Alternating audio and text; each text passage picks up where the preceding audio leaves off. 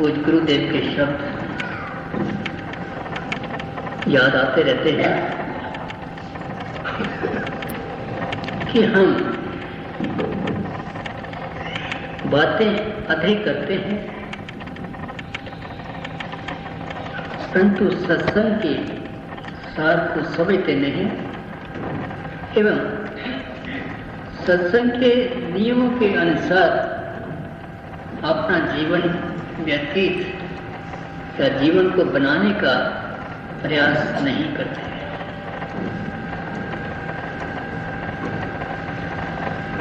ये सत्य है कि हमारे सत्संग में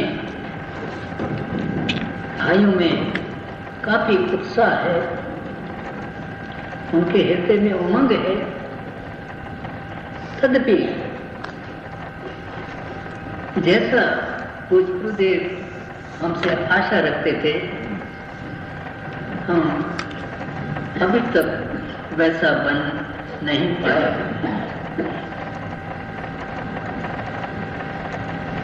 उसमें दोष किसका है?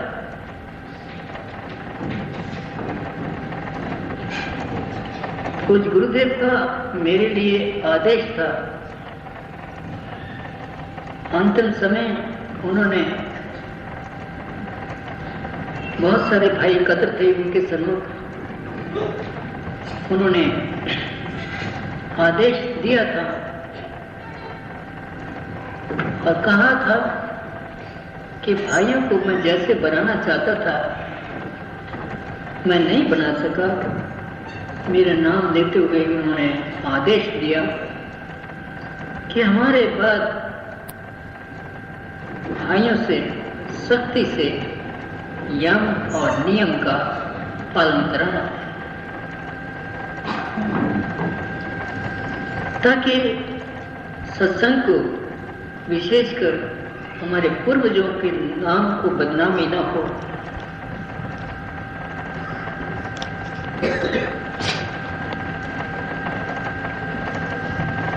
इस आदेश में उनकी गंभीरता थी और मैं बार बार इस बात को दोहराता रहता हूं। मैं मानता हूं कि सबसे अधिक कमजोरी मेरी अपनी है। यदि मेरे आचरण में जैसा कुछ गुरु महाराज आशा करते थे वैसा मैं बन जाता,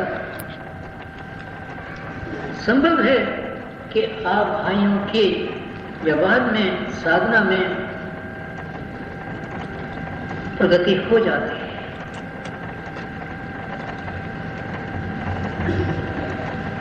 तब भी मेरा आप सबसे अनुरोध है कि साधना के प्रति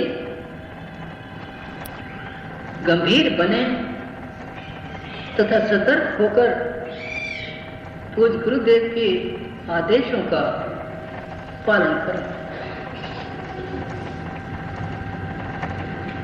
उनका मुख्य आदेश ये था कि प्रत्येक साधक को अपने आप को बनाना चाहिए।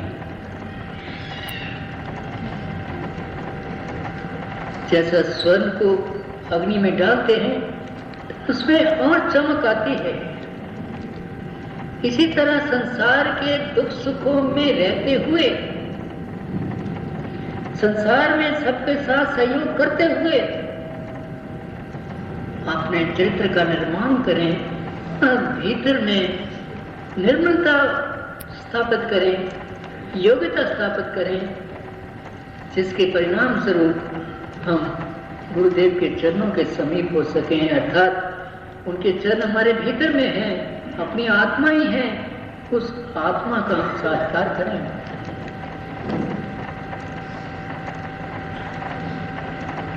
रास्ता बहुत लंबा है, हम में किसी का दोष नहीं है। दोष जो शिक्षक है, जो आपका सेवक है, उसका है।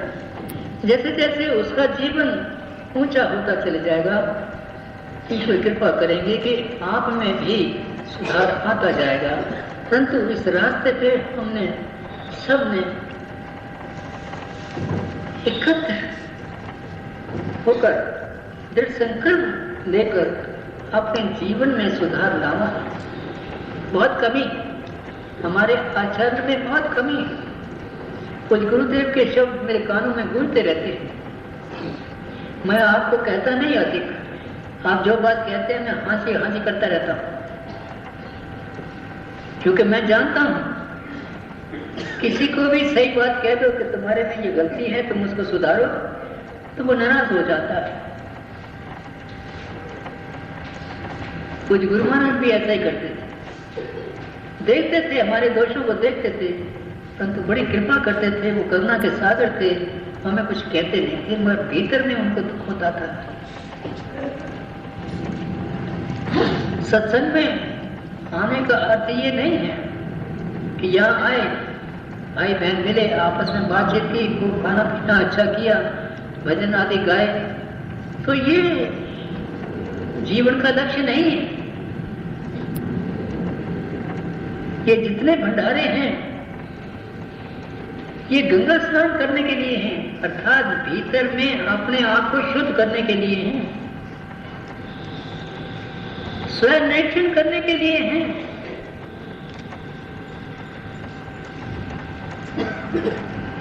हमारे देश में संगम पर हरिद्वार में, इलाहाबाद में, गंगा जी में लोग जाते हैं, काय के लिए?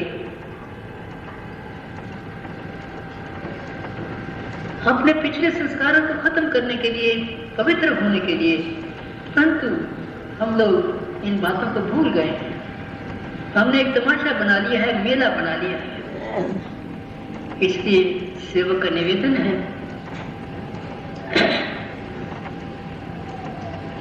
गुरु महाराज भी कहा करते थे, कोई दादा गुरु जी का भी यही आदेश था कि अपना स्वयं निरीक्षण करते रहना चाहिए और देखना चाहिए कि हमें कौन कौन सी कमियां हैं। कोई व्यक्ति नहीं है जो पूर्ण हो, हम सब अपूर्ण हैं। कुछ लाल जी महाराज का कहना था कि लोग बाग घर से बाहर जाकर जंगलों में अग्नि के पास बैठकर तप करते हैं और कठिन साधना करते हैं। वो ठीक है, परंतु वास्तव में क्या करना चाहिए? हम अपने दोषों को देखें, अपनी कमियों को देखें।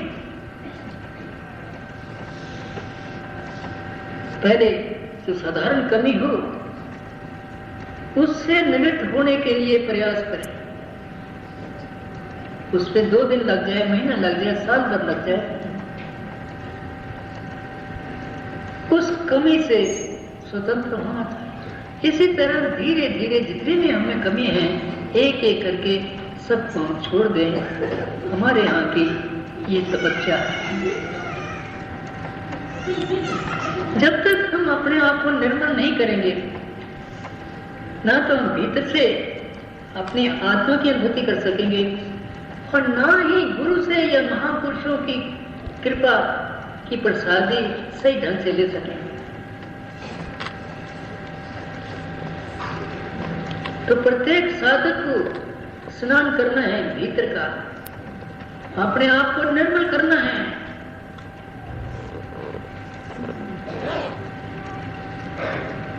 सत्संग में आने का अर्थ ये है कि हम अपनी भीतर की मलिनता से मुक्त हो जाए। यहाँ से जब जाएं, वापस लौटें, तो हमारे घर वाले कहें कि हाँ, ये गंगा स्नान करके आया है, ये सत्संग से आया है। इसमें देखिए कितना मधुर परिवर्तन हुआ है। गुरु महाराज कहा करते थे कि साधारण व्यक्ति को संसार साधारण से दृष्टि से देखता है, परंतु जो अपने आप को कहता है कि मैं सत्संगी हूं, तो संसार उसको सर से लेकर पांव तक देखता है और कोशिश करता है कि उसमें दोष देखे।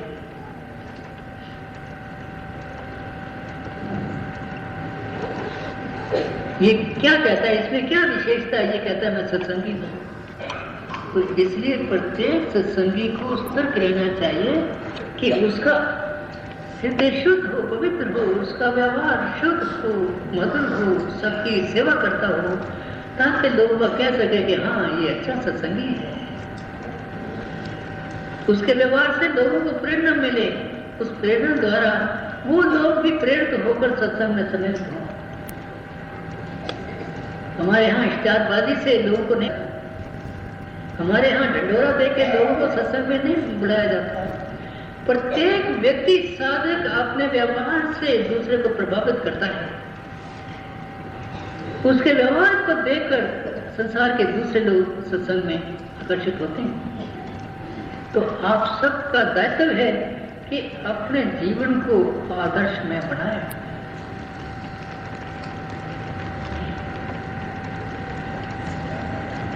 हमारे पास लोग आते हैं, औरों को तो मैं क्या कहूँ, मेरे में अपने में कई कमी है, मैं कुछ कह नहीं सकता। इसलिए भाइयों की बातें जो कहते हैं मैं सुन लेता हूँ, हाँ हाँ करता रहता हूँ। कैसे उनके दोष देखूं और कैसे उनको बताऊं, क्योंकि वही दोष तो मेरे में है।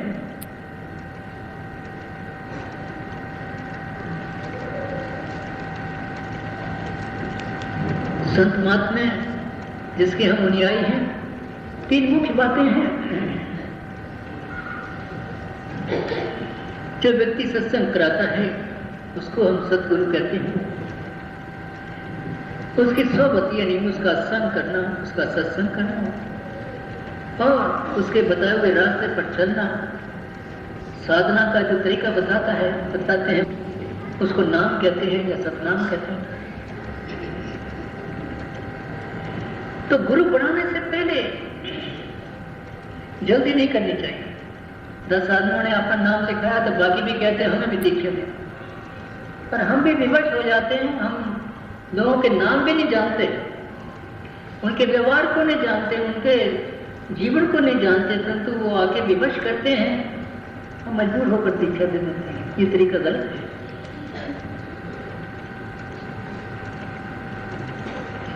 पूज्य गुरु महाराज सामू सिंह जी का उदाहरण देखकर बतलाया करते थे कि 10 जन्म तो लग जाते हैं मनुष्य को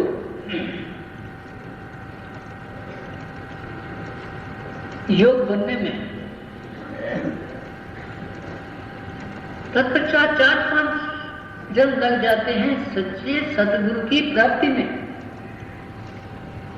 तत्पश्चात 3-4 जन्म और लग जाते हैं जीवन के लक्ष्य की प्राप्ति करने में। ये साधारण बात नहीं, बड़ा गंभीर विषय है।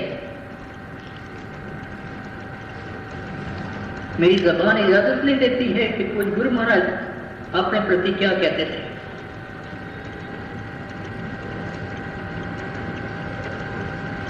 इसलिए भाइयों से मेरा अनुरोध है, जल्दी नहीं करो, जल्दी नहीं करो, सत्संग में आओ, सम्मिलित हो, सत्संग को समझो, सत्संग के क्या अर्थ हैं।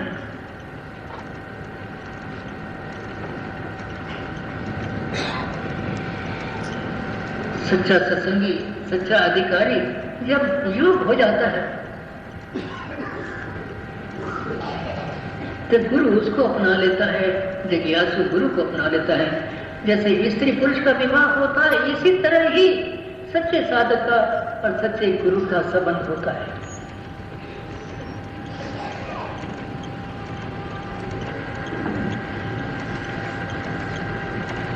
हम अपने व्यवहार से लोगों की प्रतिक्रिया न सुने, वो ये न कहें कि देखिए ये ऐसे सत्संगी हैं, इनका व्यवहार कैसा है। यदि लोग बाग ऐसे कहते हैं, पहले तो परिवार के लोग कहते हैं,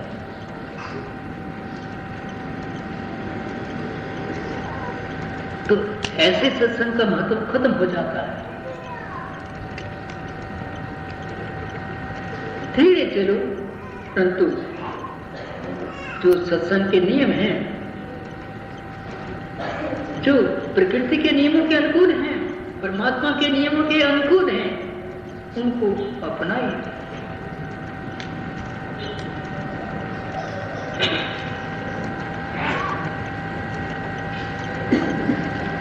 अभी हमारे महेश भाई साहब ने एक छोटा सा पैम्फलेट तैयार किया है, उसमें भी यही बात संकेत से लिखी है। यदि योग गुरु मिल जाता है तो ईश्वर की प्राप्ति समझो कि आपको हो गई या हो जाएगी। गुरु एक साधन है, माध्यम है, पूजा ही ईश्वर की पूजा है,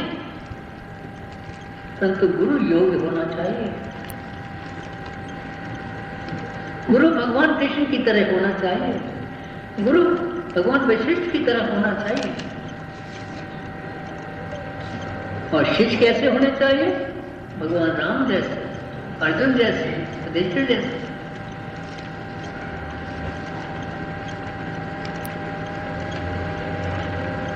ये वास्तविकता है कि जिसको योग गुरु मिल जाता है उसको ईश्वर थोड़े समय में ही मिल जाता है। ईश्वर ही गुरु रूप में प्रकट होता है,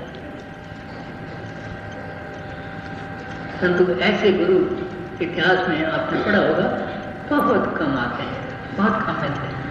अभी मैंने निवेदन किया गुरु महाराज क्या करते थे कि 10 जन्म तो लग जाते हैं पात्र बनने में, 4-5 जन्म लग जाते हैं सच्चे गुरु की प्राप्ति में, और आगे इतने ही जन्म लग जाते हैं जीवन के लक्ष्य प्राप्ति में, अर्थात ईश्वर के साथ अद्भुत होने में।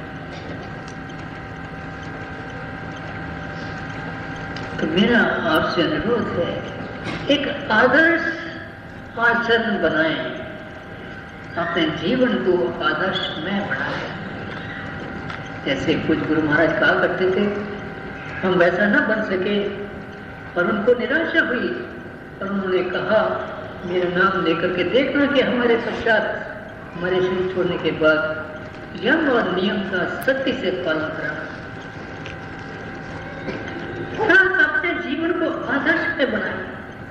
हम तो आते हैं, भिक्षा मांगते हैं, संसार की वस्तुएं मांगते हैं, बच्चों की शादियों के लिए कहते हैं, वहां के 2-3 दिन में ईश्वर का नाम तो कोई लेता नहीं, पूछता नहीं है कि साधन कैसे करना है, साधन में क्या प्रगति हो रही है, क्या हम कर रहे हैं, कोई बात करता ही नहीं है। सब पारिवारिक संसारिक बातें करते हैं।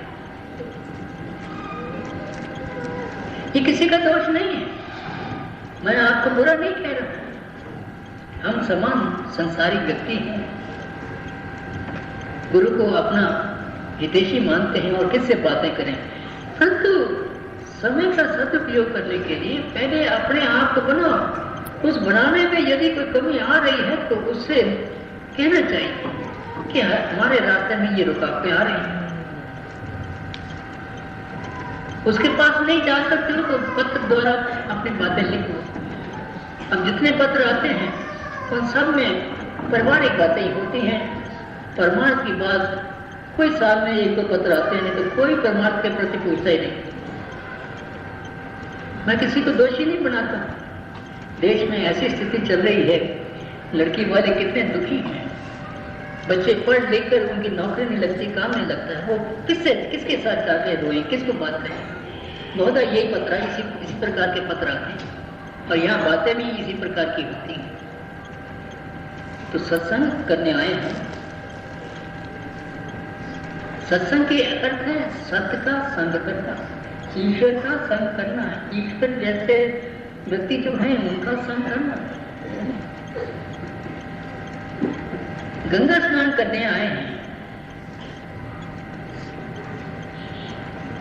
मेरी बात को बुरा नहीं बनाएंगे, परंतु मैं क्या करूं, गुरु महाराज के शब्द मेरे कानों में गूंजते और मेरा आचरण इतना शुद्ध नहीं है, इतना आदर्श में नहीं है कि मैं सत्य से आपसे कहूं कि आप ये क्या बातें मुझसे कर रहे हैं, क्यों नहीं अपनी साधना की बात मुझसे करते हैं। ये मेरे में साहस नहीं, मेरी ये कमजोरी है। कमजोरी इसलिए है कि मेरा स्वयं का आचरण इतना शुद्ध नहीं।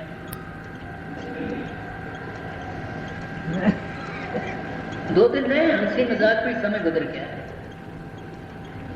किसी व्यक्ति ने भी आकर गंभीर बात नहीं करी, तब भी मैं आप सबको बुरा नहीं कहता। हाँ, आपसे प्रार्थना कर रहा हूं कि हमें सबको अपने जीवन लक्ष्य की प्राप्ति के लिए सतर्क रहना है। उसके लिए मैं आपसे प्रार्थना करता हूँ, उसको मुख्यता दीजिए, संसार के काम अपने आप होते जाए, उसके लिए अधिक चिंतित न। जो आपका धर्म है वो वैसा काम करते रहिए, परंतु विशेष महत्व अपनी आत्मा के साक्षात्कार के लिए प्रयास करें, उसको विशेष महत्व दें। मुझे आशा है कि आप मेरी विनती को स्वीकार करेंगे, मेरी बात को बुरा नहीं मानेंगे। सब भाइयों को, विशेषकर जिनके प्रति भाइयों को मार्गदर्शन दिखाने का दायित्व है, वे प्रयास करते रहें कि वे स्वयं तथा उनके साथ जो भाई सत्संग करते हैं, वे अपना आत्म जीवन प्रगतिशील बनाते रहें।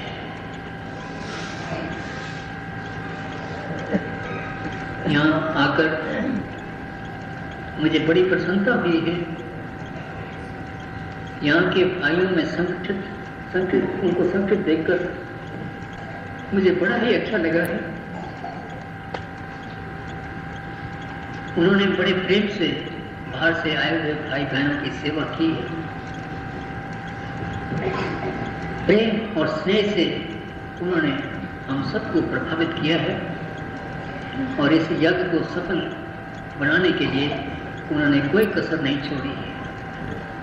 दिन रात, चाहे उनका शरीर स्वस्थ है या नहीं है, सब भाई बहन आप लोगों की सेवा करने में वो लगे रहे। मैं उन सब का आभारी हूँ, विशेषकर श्रीधर जी का तथा अन्य भाई बहनों का। परमात्मा से, कुछ गुरुदेव से, गुरुजन से मेरी नम्र प्रार्थना है कि वे उनको शक्ति दें। इसी प्रकार आगे भी आप सबकी सेवा करते हैं। आपका भी मैं अति आभारी हूँ। आपने अपना पूर्ण योगदान दिया है। कोई इस सत्संग में शोर आदि नहीं हुआ है, सबने सहयोग दिया है। बड़ी शांति से आप सब लोग बैठे रहे हैं। प्रभु कृपा करें कि आपको यहाँ आकर जो भी प्रसादी मिली है, काम वेश, उसको हजम करने की कोशिश करें और वापस जाकर अपने व्यवहार द्वारा परिवार के सदस्यों को एवं अपने मित्रों को इतना प्रभावित करें कि वो खुश हो जाएं कि ये गंगा स्नान करके आए हैं।